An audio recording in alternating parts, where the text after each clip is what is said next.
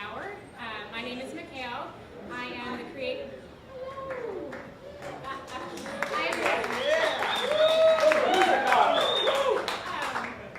I am with, as Porter just said, the Office of Film and Music, and I am super excited and thrilled to have tonight a former colleague and a very dear friend of mine, Chris Porter.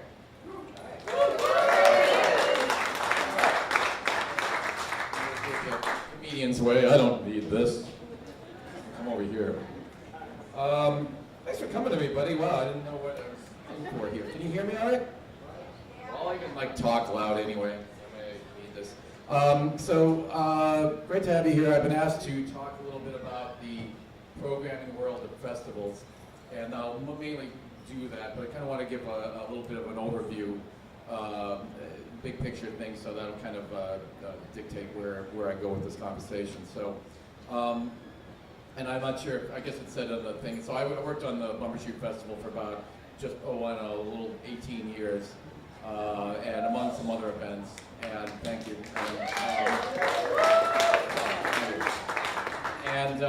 So I've been in the festival world a long time. Now, there are a lot of different perceptions of what festivals are, and I think, obviously the common thing is it's out in a big park or a big field out in the middle of somewhere, and they throw up some stages, and you have a bunch of bands and a bunch of food booths and beer and drink and all that, and under the sun, you're outdoors and everything, and there's your festival. And that's obviously what a lot of them are. But of course, as I think a lot of you know, we can have a lot that are in indoor venues. They're small. Some will draw only 1,000 people. Some draw 100,000 people. So it's a whole mess of things it can be. There are no rules to what it can be. But the bottom line is that it's a celebration, some sort of celebration. Granted, a celebration that puts together an organized realm of performances, presentations, and what have you.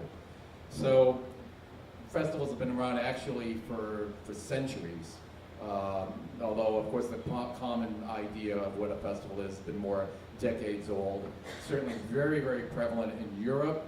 A little bit smattering here in North America all these years. There's always been little blues festivals and folk festivals, what have you, in Monterey, and of course we know a little thing called Woodstock. But it's really become a much more prevalent thing. The whole festival fervor thing has become much more popular these days. So North America is certainly catching up.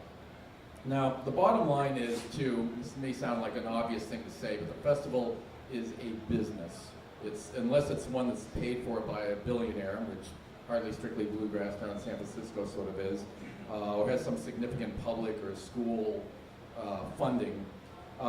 It's there to attract as many people as possible that it can accommodate and sell tickets and make money. So I imagine a number of you are performers or you're performer representatives.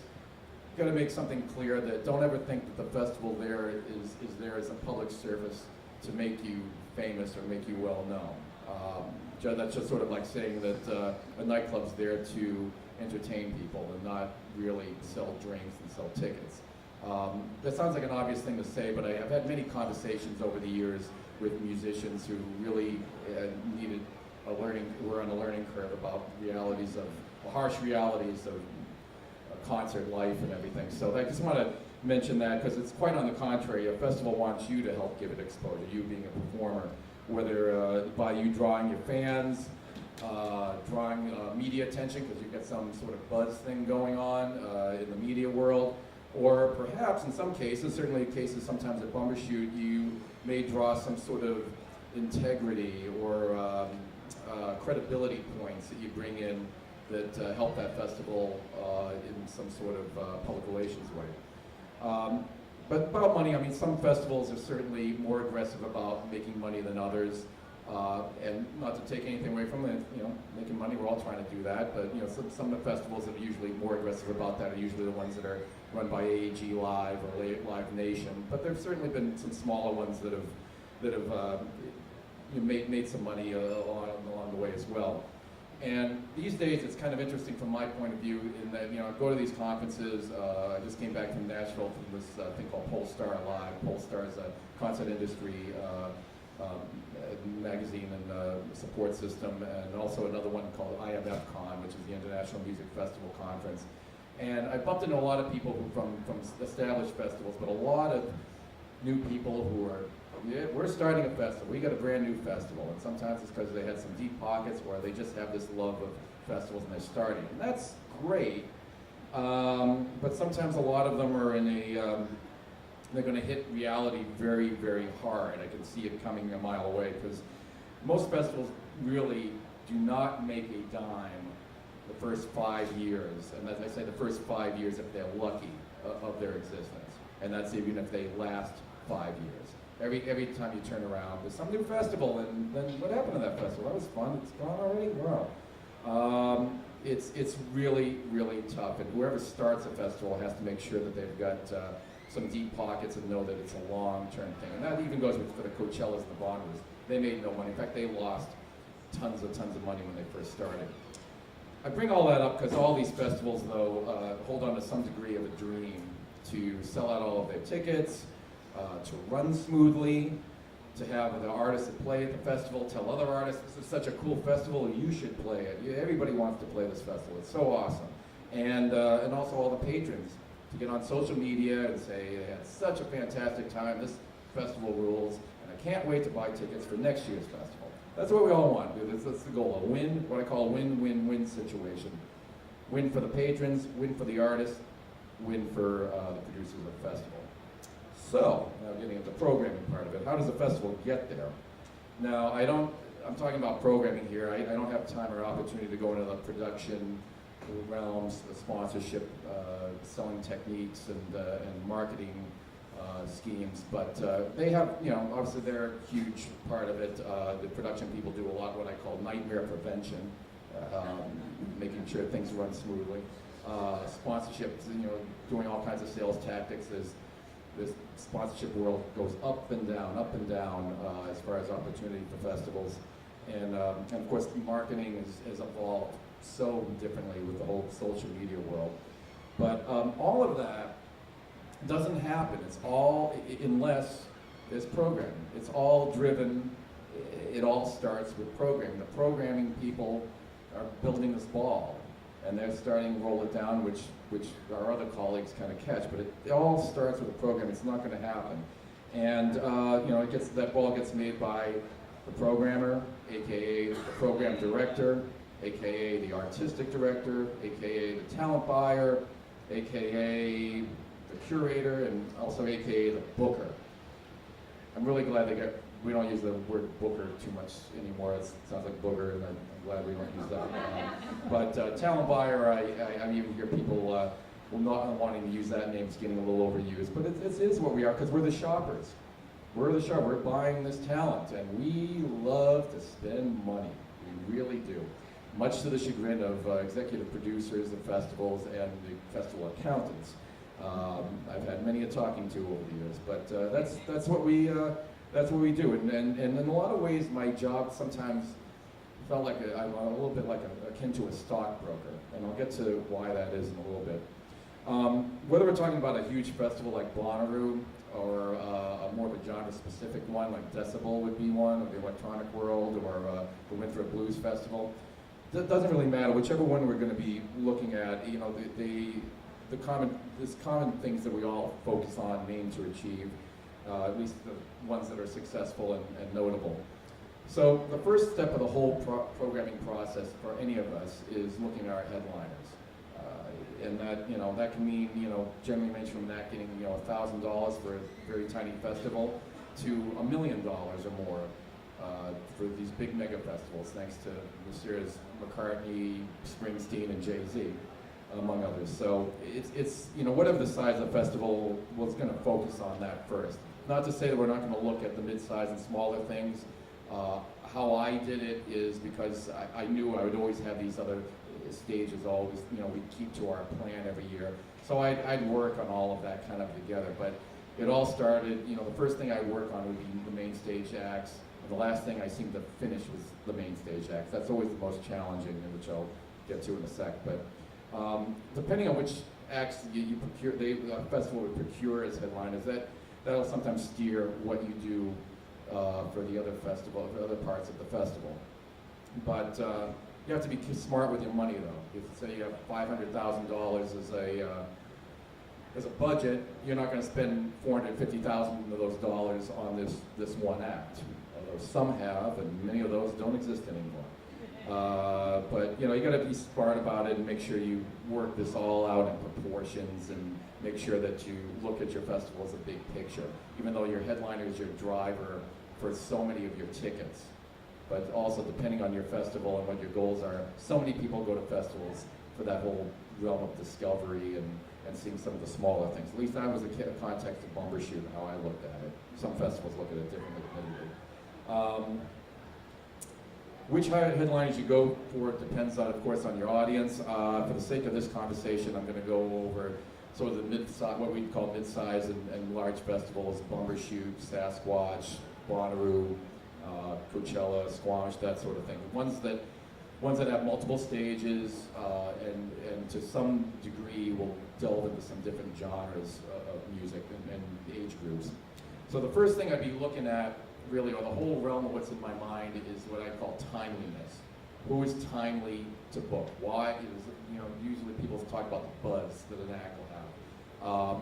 Who is timely to book? I'll give you some examples the last couple of years. Like in 2013, I booked the band Fun to headline on our main stage.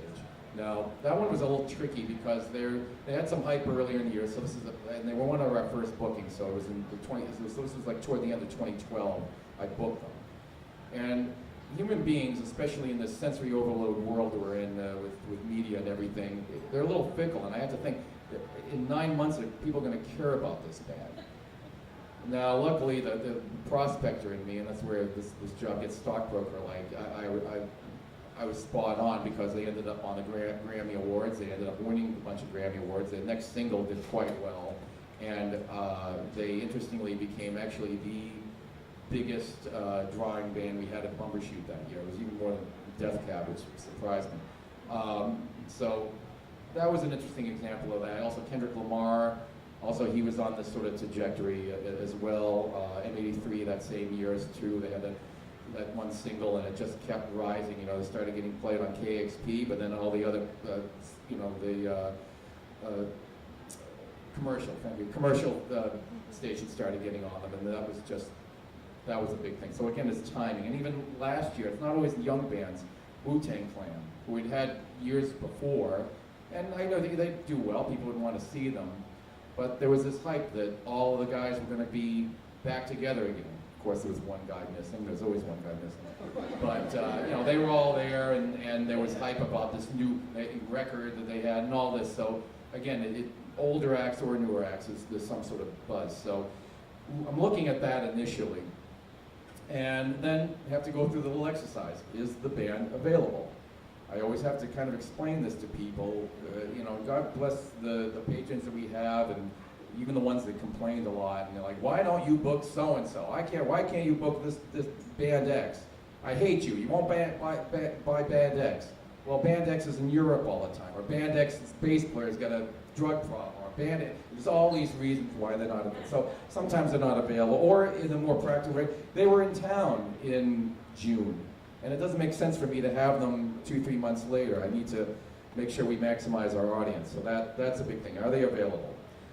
Is the act within budget? Kind of what I was touching on there. I have this big pie and I'm chopping it up, and a lot of bands, big bands, as you probably guess, think they're worth a lot more than maybe what I think they are. So it's this whole negotiating process that we go through.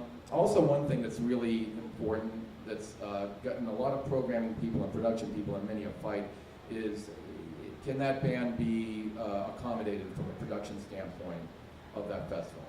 Sometimes I don't find this out, sadly, until after the band's booked, but you find out there's this one act, and they've got, they have to have this fire-breathing dragon behind them, and all that fire, and this, and all that, the pyro, and the dancing women, and all this. So none of the opening bands can leave any of their equipment here, and oh yeah, you have to get rid of the first 10 rows, and all this stuff is going to happen, and I'm sorry, I can't book your band. We can't accommodate that.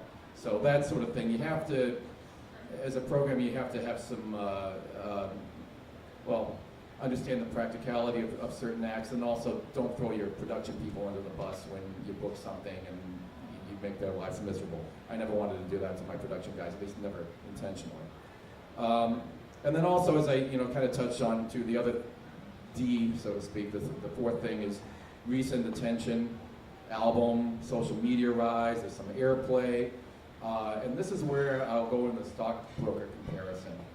Now, I don't know how many of you know about stocks, but people look for indicators and what they're going to, where they're going to invest in. So Coca-Cola, you're looking at these indicators.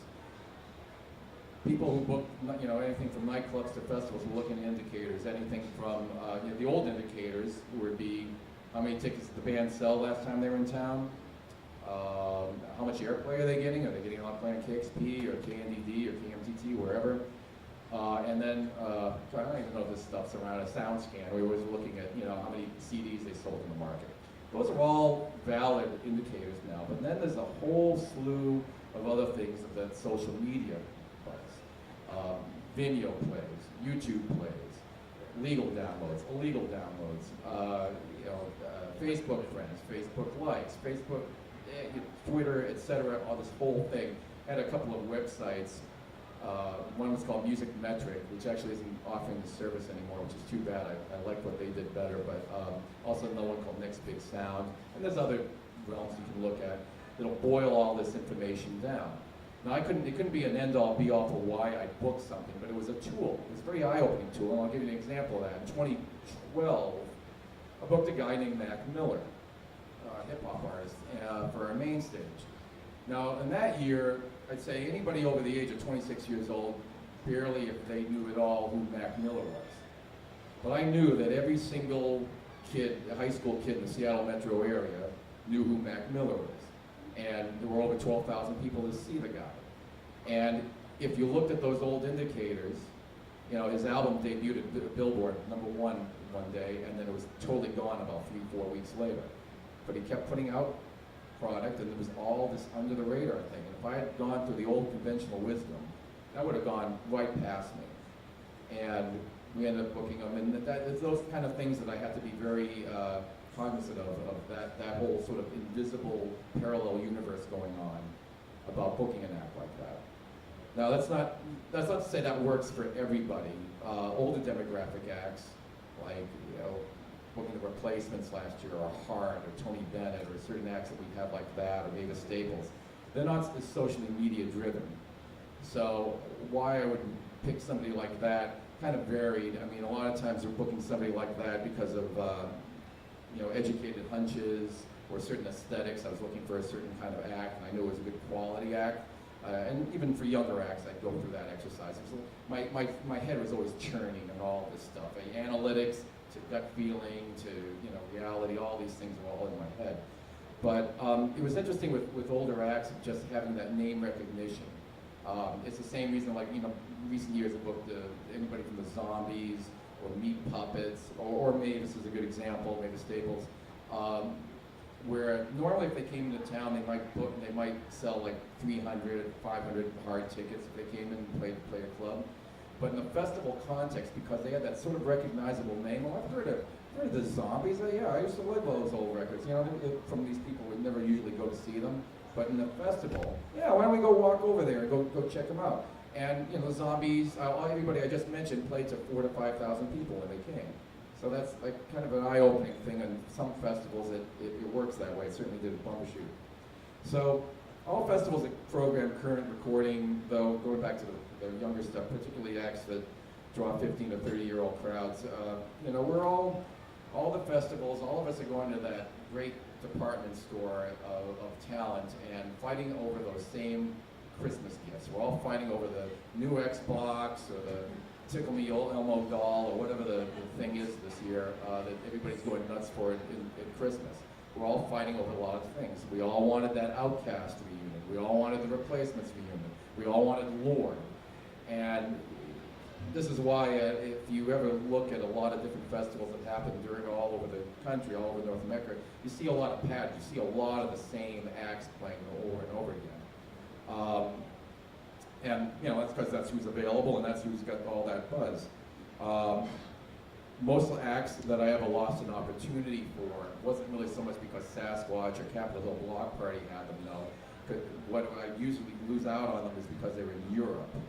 So that kind of thing is also happening. We're all also fighting over Europe and what they're doing, and you know, we're in a planet that act is. So now to ratchet it down a little bit, like how does a festival, you know, how does a newer or rising act get on a festival? Now the whole thing is sort of a similar process, a similar thought process that I had about the headliners. You know, I'm still going through, you know, some of that stockbroker stuff, but I'm going through some more aesthetic concerns, hunches.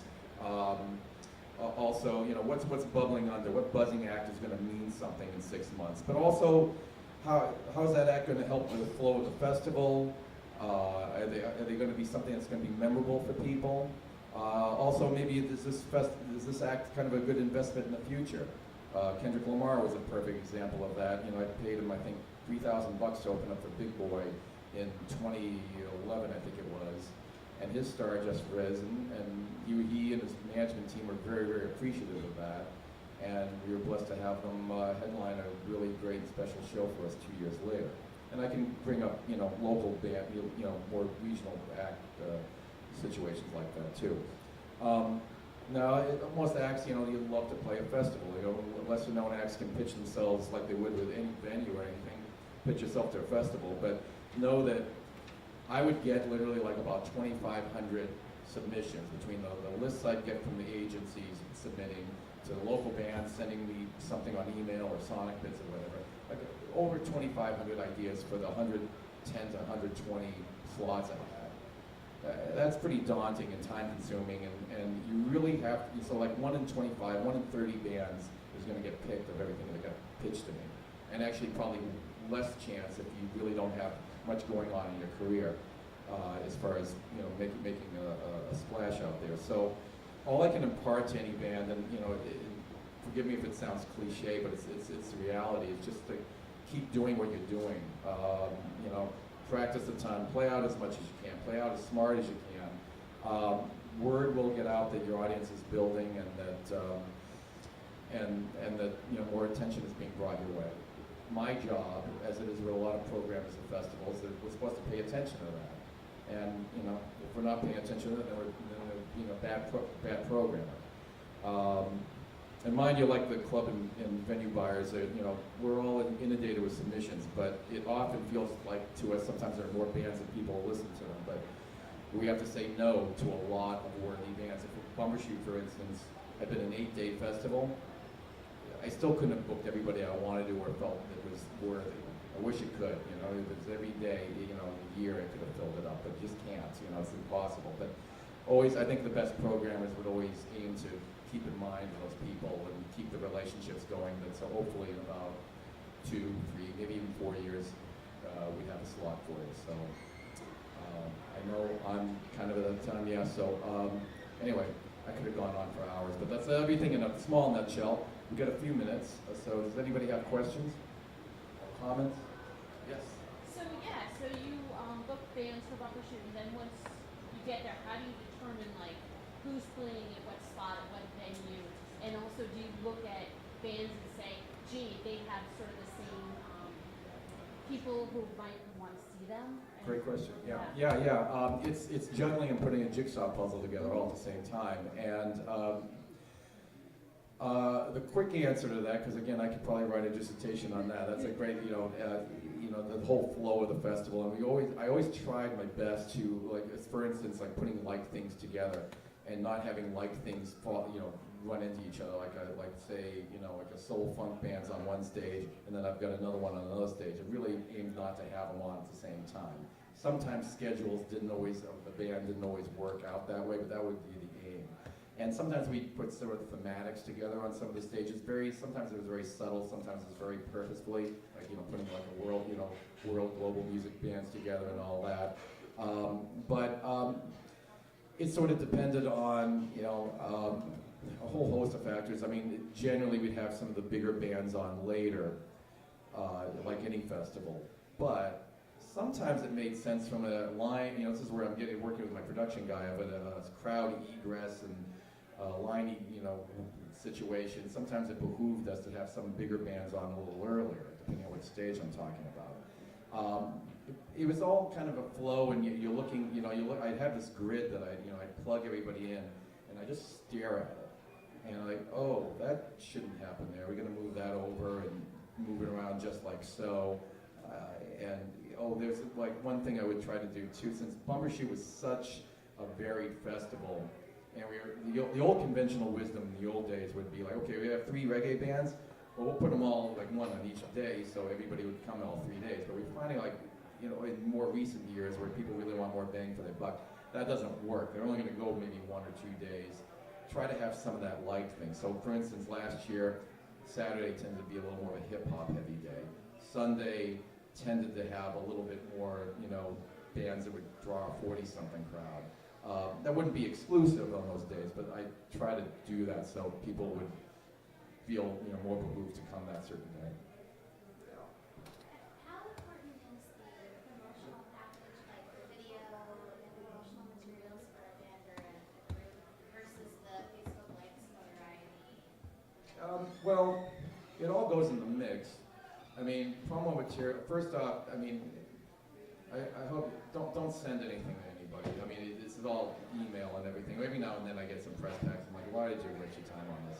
Because I'm not going to get to it. I mean, I'm always telling people, just give me a link. Just give me a link to all this stuff.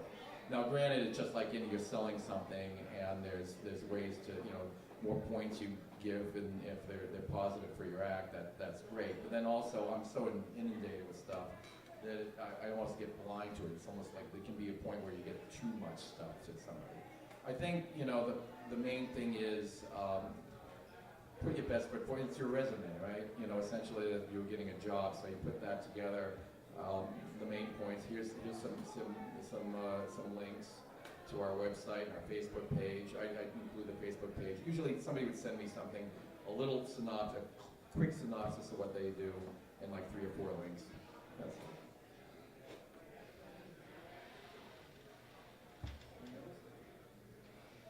Way in the back. Talk loud. How much time is elapsed between the time that you choose the bands and the time that the bands actually Get on stage. announced? They get announced when we book and How announce. far in advance? Okay, so the question was, how long? What's the time span from when they're booked to when we announce the band? That really varied because it was really an ongoing process. I mean, with Bumbershoot and Sasquatch has, I think, around the same amount of bands, especially certainly now they do it with 4 days. I'd say, you're almost starting, I'll start by saying the industry is getting, especially with festivals, is getting gradually changed. We would start earlier and earlier and earlier. When I got here in 1997, we just started like in February. We just got the ball rolling. Now, I mean, if I'm starting in February, I'm in trouble. I mean, now, and every year was a little earlier. It got to a point where I probably could have started like literally the week after the last Bumbershoot, but I didn't. And there's something to be said about leaning back and seeing what else is out there. But I would start like, October-ish. So, but it's an ongoing process. And just because I was starting earlier, I thought, oh great, I'll start earlier. That means I'll end earlier, right? Not necessarily. I mean, a little earlier. But, it would be an ongoing process from late October till, probably end of April, early May. In recent years, we were announcing in May. We were doing it a little. Before we'd announce in June. And there were still some things, I give somebody an offer to play. This is usually with some bigger bands, but sometimes I'm waiting a long time, even though I'd give them a due date. Okay, you need to let me know in 3 weeks. Well, we can't let you know in 3 weeks. But you really want this band, don't you? So give us another 2 weeks. Okay, I'll give you another 2 weeks. Okay, wait 2 weeks. Well, we still don't know. And that's this fight I'm dealing with getting decisions and stuff. But so it could be a month. Your quick answer would be a month, or it could be 6 months. It really, or 8 months. It depends. Other than billing at the actual festival, what other things do you do that help the band other than obviously having them on stage and putting them in the billing? What are some of the other things that they count on as part of the package from the sponsors, from the festival? Who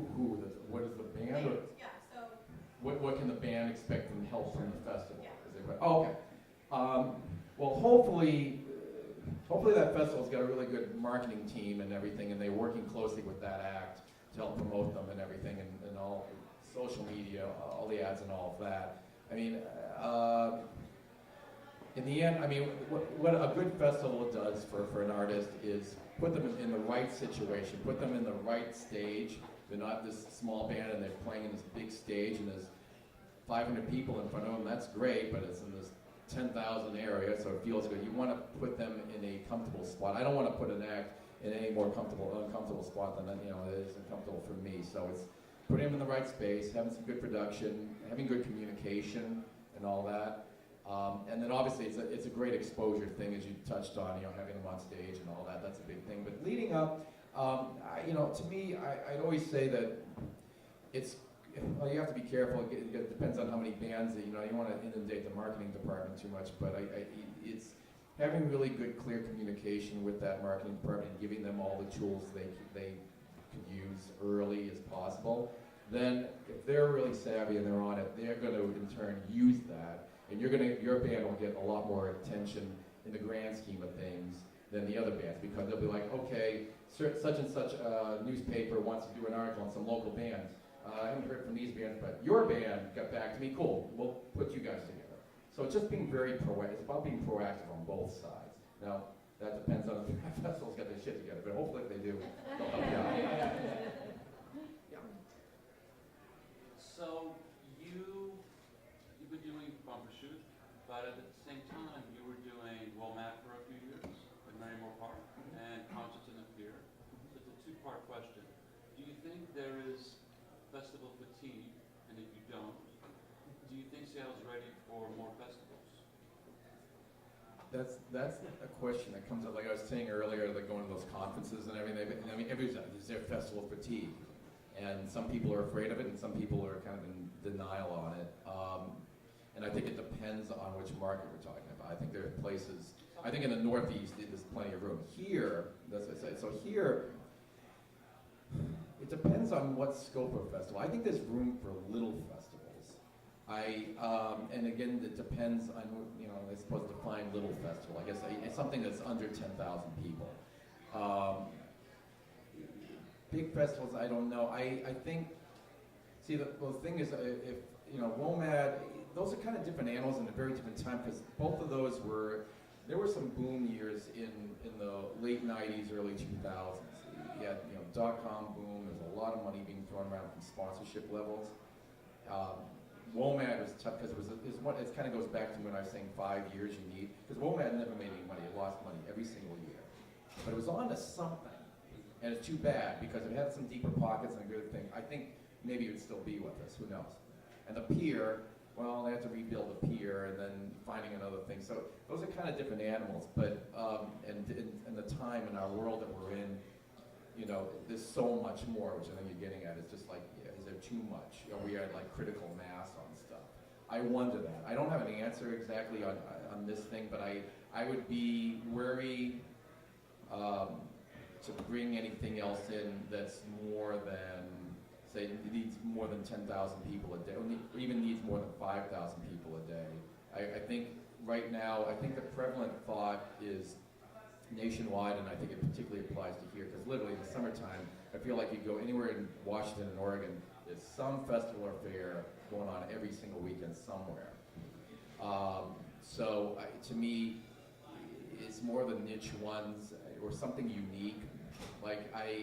And they kind of offer it in a unique place. Like one thing, I don't know how they're doing financially, but I'll mention I had a really nice time at the Timber Festival last year over in Old Incarnation last year that the Dove guys put on. Strangely, it was a park that never did a festival there. It was this really chill thing. And to me, it was kind of like all the people that used to go to Capitol Hill Block Party and either couldn't deal with it anymore or had kids. The Timber was for them. So I don't know if Kevin and those guys had that in mind, this is what we're doing. I don't, if it was that pointed. But that's the kind of thing that I intrigued, and it was like a lot of buzz, like we all left there, like, yeah, this is really good, I think I'll come back here next year. And that's gold for a festival. So that's the $100,000 question, which festivals can figure that out and find that different thing. So I think, yes, there's room, but there has to be way more strategic than ever before.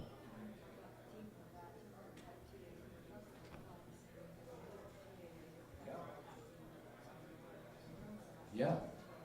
And I think they kind of, from what I understand, I don't know the specifics, I think they're fixing that for this year. But you're right, yeah. And sometimes, okay, we're gonna do this. I mean, that happens anytime. That even happened in Bumbershoot. I mean, in the 90s when I got here, I got the impression, I moved here from Boston. I'd never, seen Bumbershoot was such a unique thing, nothing like that, anywhere in the country, really, arguably. And it seemed like people did one of two things. They either went out of town on vacation or they went to Bumbershoot. It was just like the things to do. Then, 3 years later, Dave Matthews starts doing his 3-day thing over at the Gorge. And then there's other stuff going on. And, everybody's not so intimidated by, they're like, hey, there's more market to be had here, and they do things on the same time. So, scheduling's a big deal, when you're doing a fest, and unless you're, granted there's some overlap of those crowds, and you have to be careful of that, so that's a good point, but it'll be interesting to see how that works this year for them. If one were to try and build their career similar to yours and working in festivals and managing them, do you have any advice about how to get started in that? Work a lot for free. Interning and volunteering, and I love Woody Allen's quote, 80% of success is just showing up. So just keep showing up and being that reliable person.